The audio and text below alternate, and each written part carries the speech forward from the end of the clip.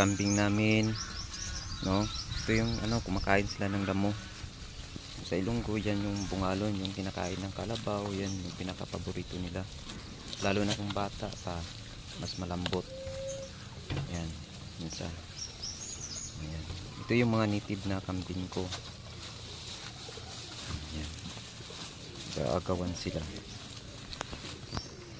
So, ayan.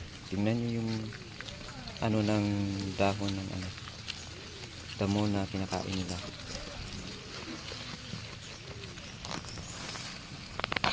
Ayan. Yan yung damo.